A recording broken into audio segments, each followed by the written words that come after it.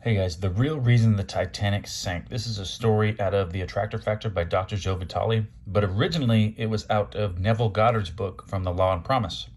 And it's a story, a fictional story that was written before the Titanic sank. It was almost identical to that story, and it came to light, came to truth. And I really wanted to share this story with you. 14 years before the frightful sinking of the Titanic, an Englishman by the name of Walter Lord wrote a book entitled A Night to Remember. In it, he conceived a fabulous Atlantic Ocean liner called the Futility. She was 800 feet long, triple screw, and carried 3,000 passengers.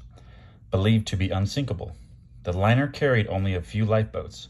Then one night, Mr. Lord filled her to the brim with the rich and complacent and sunk her on an iceberg in the Atlantic. The Titanic was built by the White Star Line. She was 800 feet long, triple screw, and capable of carrying 3,000 passengers. Because she was believed to be unsinkable, her lifeboats were few.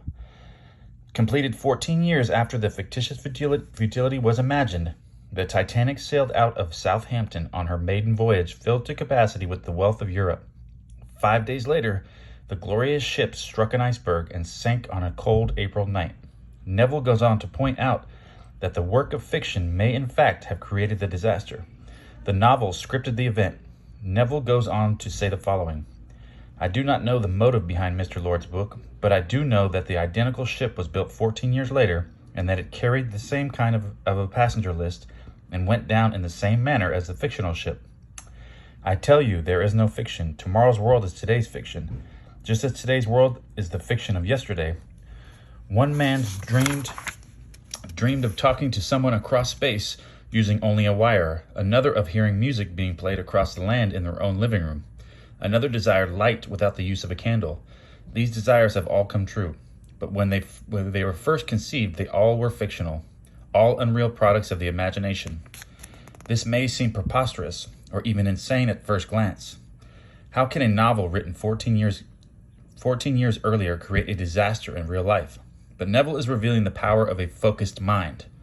When you write something filled with passion and you script out all the details, so it appears to have actually happened, then you are programming it to happen. Neville goes on to say the following: stop reflecting life around you and begin to select the thoughts you choose to plant in your wonderful mind and imagination.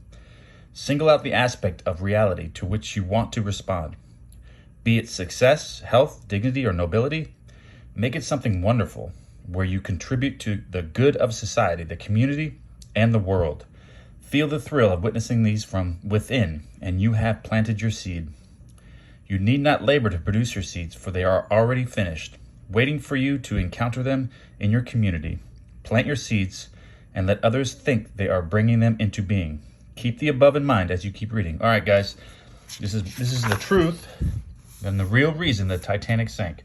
Wanted to share this. All right, guys, leave your comments and questions. Thank you.